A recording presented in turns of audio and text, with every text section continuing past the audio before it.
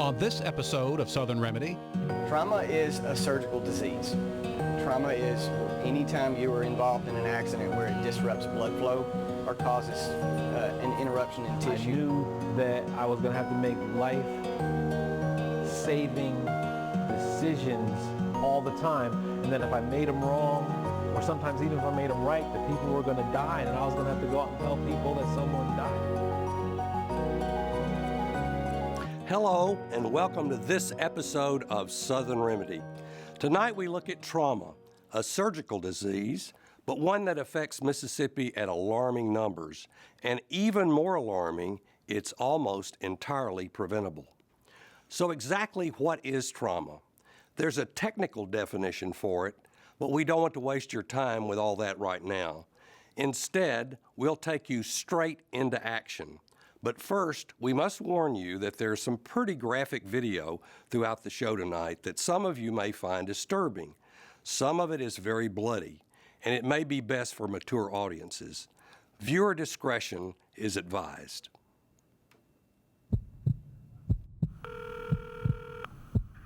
911, what is your emergency? It's my husband. He's hurt himself really badly. He's bleeding and I don't know what to do. UMC AMR inbound, 46-year-old Caucasian male, lacerations to the left eye, conscious and breathing, blood pressure 120/80. Give me an ETA. Inbound in 15 minutes.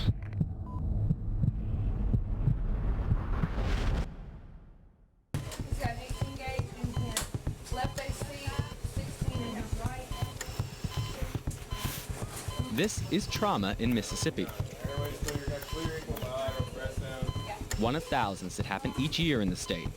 Many of the cases arriving at the University of Mississippi Medical Center in Jackson. The patients being transferred into the care of Dr. John Porter. His job? To save lives. Although I carry the title of trauma director, there's a team.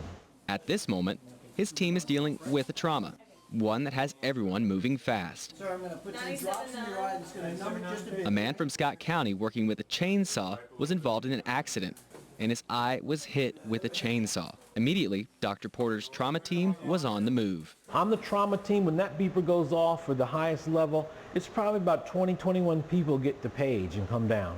Trauma attending, four residents on the trauma service, emergency medicine attending,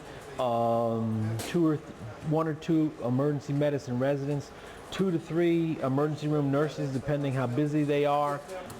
We count the blood bank because they're getting the blood ready, and then someone will bring it down. We count the radiology tech because they get paged to coordinate what's happening in CT. Anesthesia gets paged along with an OR nurse so they can coordinate getting the room ready. Security is notified because sometimes someone gets dropped off. It may be a shooting. It may not be a shooting. It should be a lot of family comes.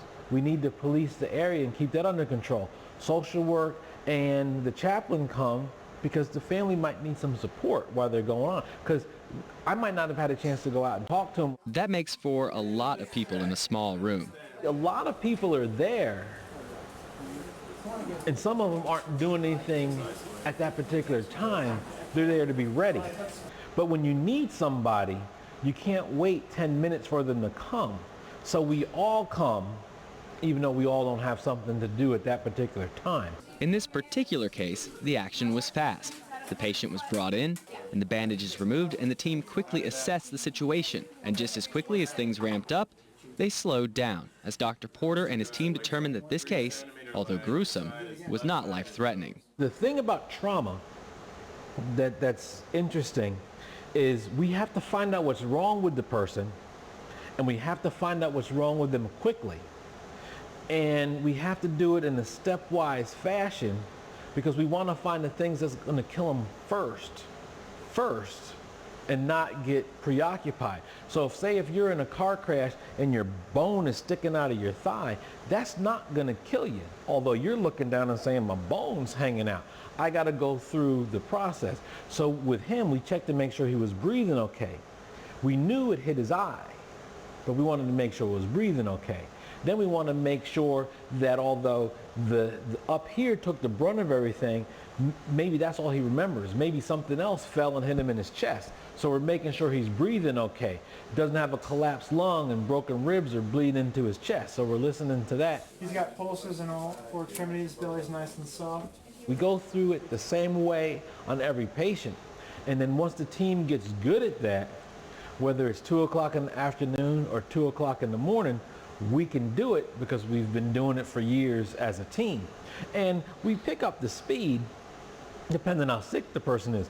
Today, this patient, despite how serious his injuries are, won't be sent off to the operating room with Dr. Porter and his trauma team.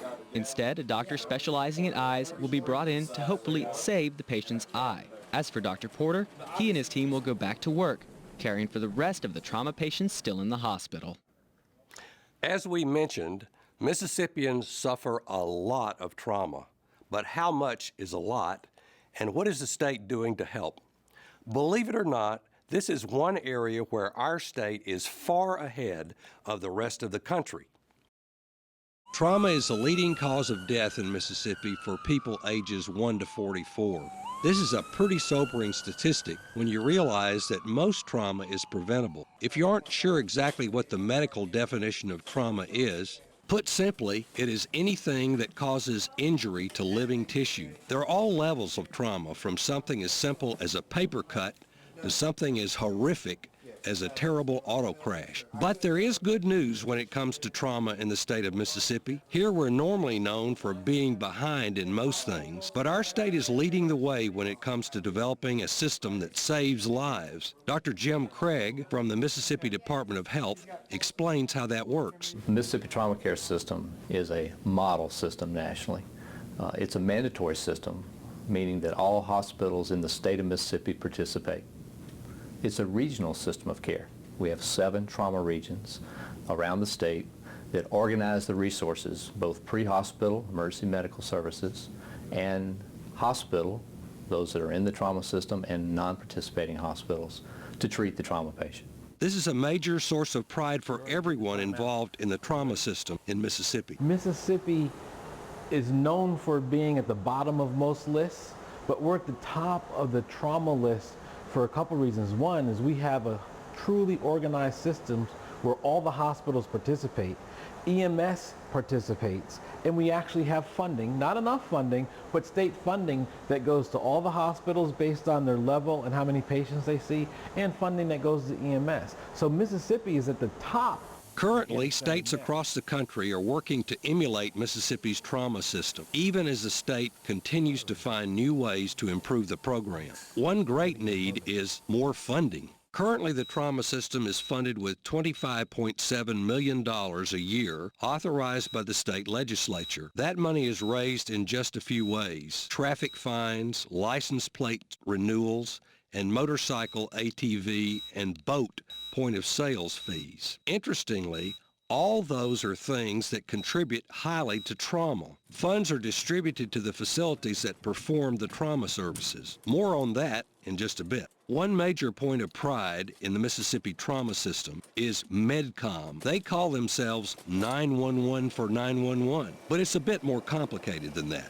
And MedCom was designed after the Katrina hurricane 2005 to better move the right patient to the right place the first time, whether it's trauma, stroke, heart attack, etc. When someone's injured in rural Mississippi, the goal is to get them to the first hospital, is the best hospital, is the right, whether it's Jackson, Hattiesburg, Tupelo, Memphis, or Mobile. The goal is to get that patient to the hospital as fast as we can and as quickly as we can by the best method we can. Before Katrina, we had no network to do that. It was patients would go wherever, and this goal is to get those patients the ability to know where, the paramedics to know where the patients would be best served the first time, not the third or fourth time with hospital transfer. MedCom is staffed by a team of paramedics and medical experts who are trained to help other paramedics and EMS workers make the decisions on where to take the most critically injured patients, those who need help the fastest. A good way to acknowledge it is the air traffic control for injured patients. It's moving patients to where they need to go, the quickest route and the safest route possible.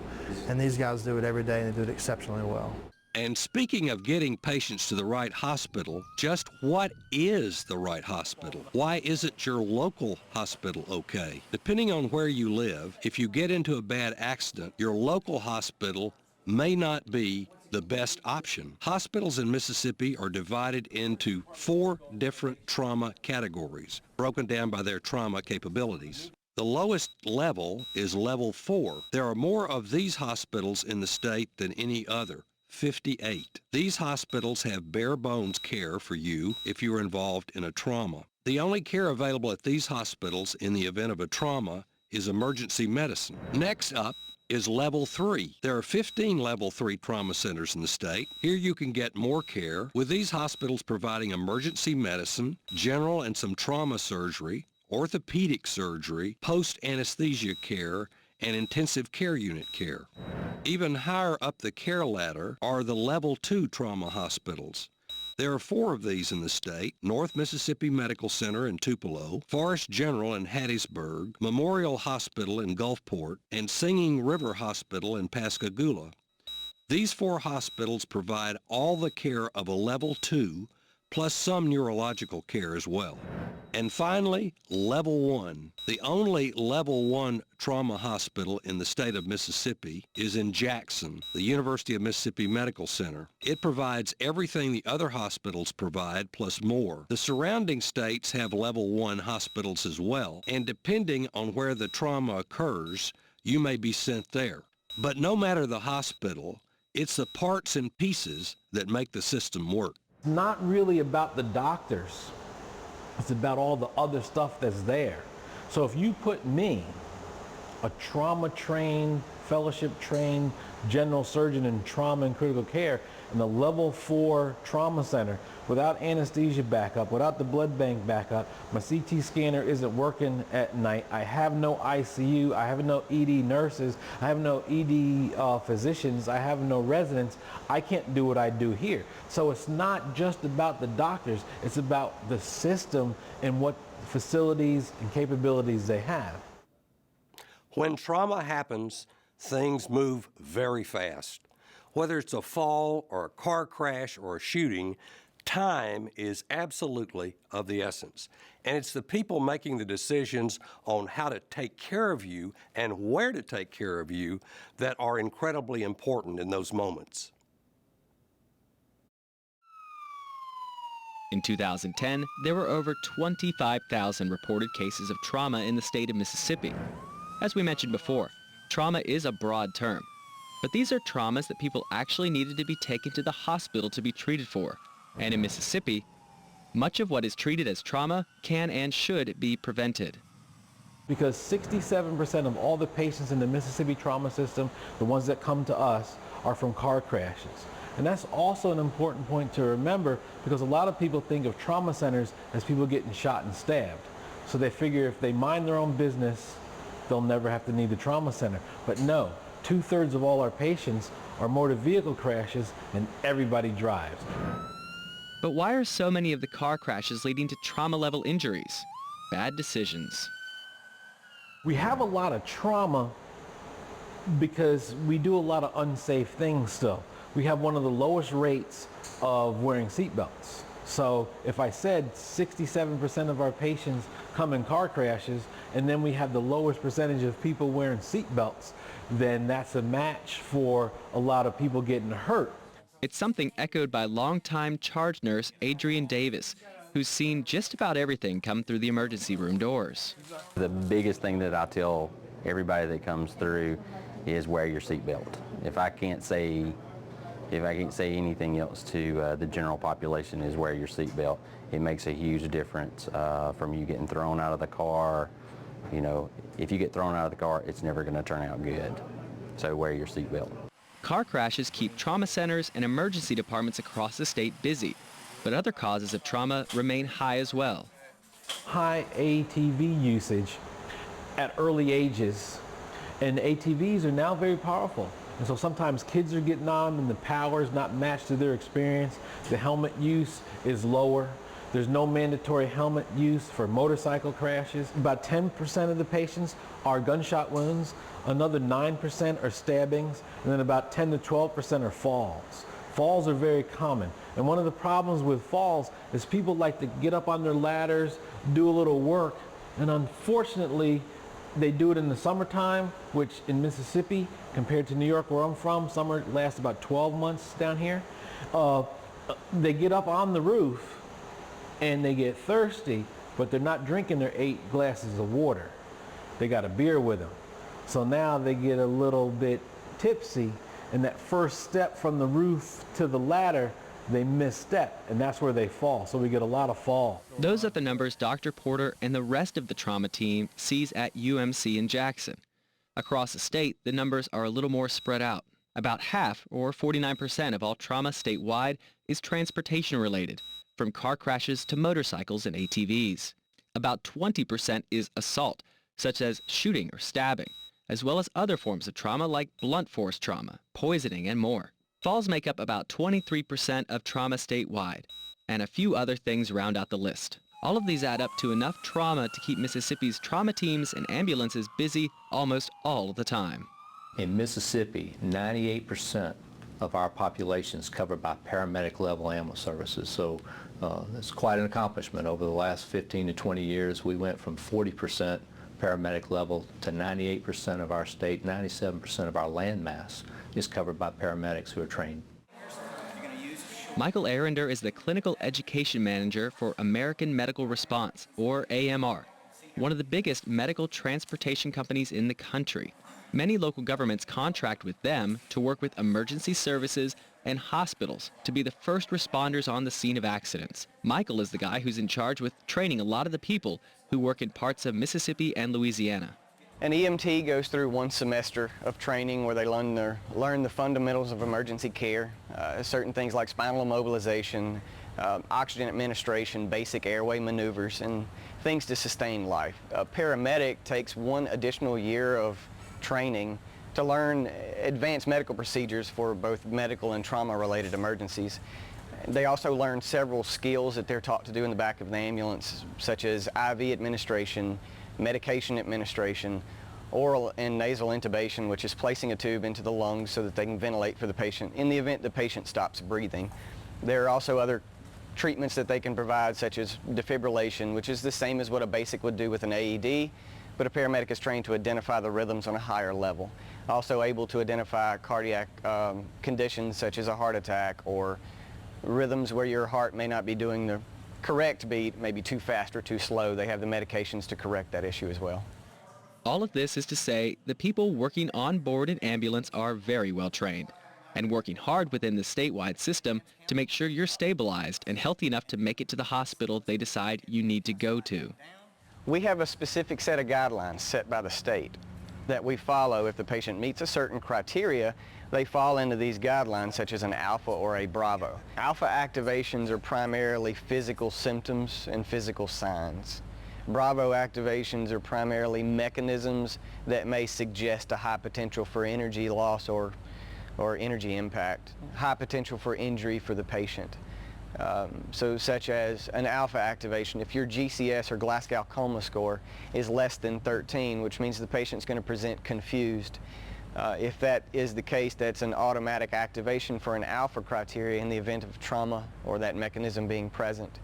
A bravo, for instance, would be major damage to the vehicle measuring to a certain degree would classify the patient as a bravo because it's suggesting that the energy sustained in the accident has a high potential for injury patterns for the patient.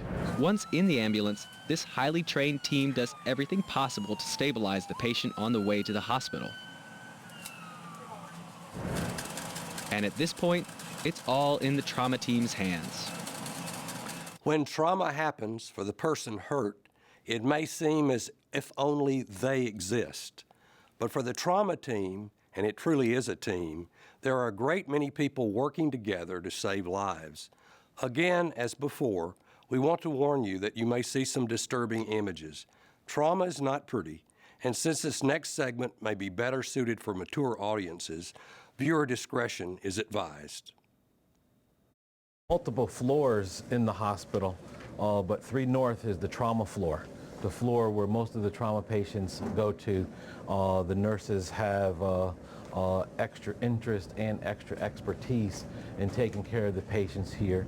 5 North is the other floor that the patients go to. They have mostly orthopedic injuries if they go up there, because trauma is the epitome of a team game. A trauma nurse is a nurse that is going to specialize in helping a trauma patient toward their goals and toward getting home. Can you take a deep breath for me?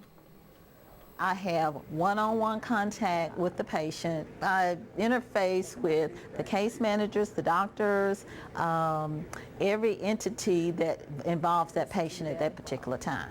Trauma nurses, you have that expertise in how to take care of a trauma patient, and it kind of goes like this. Trauma patients are healthy and immediately in a situation where they're going to need encouragement, they're going to need motivation, they're going to need therapy. Oh, I hear something moving in there. No, he's just kicking a wave right there. Mm-hmm. Sometimes I get emotionally attached because there is a heart inside this body that sometimes connects in a certain way with my patient. And for every patient is different. Your IV fluid is going in so you won't get dehydrated, and your IV site looks really good, and I'll be back to check on you. And he's on a regular diet? Yes. So they can bring in any kind of food they want him to have. Okay. Under one condition. You know what that condition would be? Not off the top of my head. If it's really good, they have to bring enough to share. I think we can pull the NG tube. A good bit, Of communication. So everybody's beeper just went off saying that there's a significant trauma coming in to the ED. One of the things about trauma is that it's unpredictable. So we start rounds, get ready to work, and see the patients that are in the hospital, but then rounds will stop now as part of this team will go down to the emergency room to see the new trauma.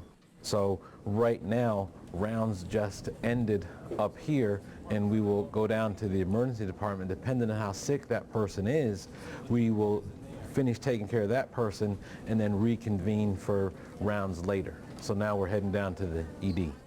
The ED is taking care of all the stuff in the ED. Heart attacks, strokes, minor, less severe car crashes, all those sorts of things that are in the ED. But then when the trauma goes off, one of the nurses gets assigned to one of the trauma rooms. The emergency medicine attending will come into the trauma room, and then 2 or 3 of the ED residents will come in there. Respiratory therapists will come, and so then everybody's in there. And then everybody knows their role. So you'll notice that one of the emergency medicine residents will go to the head of the bed and become the person who does the airway and whatnot. The trauma chief is deciding things. The ED attending and I are talking to each other, they're coming up with the plan, and then we decide what's happening with the patient. But I just need to tell him what's going on. You have a little Doppler, Lou? They send a call here to the blood bank, and immediately we begin, depending on the nature of the emergency. So if it's absolute life and death situation, we've got to transfuse immediately. Then we'll do an emergency release protocol. We'll take O-negative units, which are, they're suitable for any recipient, and we'll use those to get, to replace the blood that's being lost in the emergency. Trauma is a very big consumer of blood products, as you can imagine, because oftentimes the blood loss can be significant, and we've got to get we've got to replace that blood. They're arranged by blood type, so you got the B's up here, the O's here, there's some B's and AB's down here. This particular blood type right here, the O negative, this is the most precious blood we have, because we can use that blood for any patient that needs it. X-ray. This is a chest x-ray, so we're looking to see if there's any ribs that are broken, if the lung has been collapsed, or if there's any fluid in the lung, bleeding in the lung. I'm gonna back this up just a little bit, okay? And I don't see any of that right now. It looks like a pretty good chest x-ray. But the thing is, this is very fast. From the time that they hit the button to take the film to the time we're actually looking at the film now is a matter of seconds. How long did it used to be? Used to take as long as 15 minutes.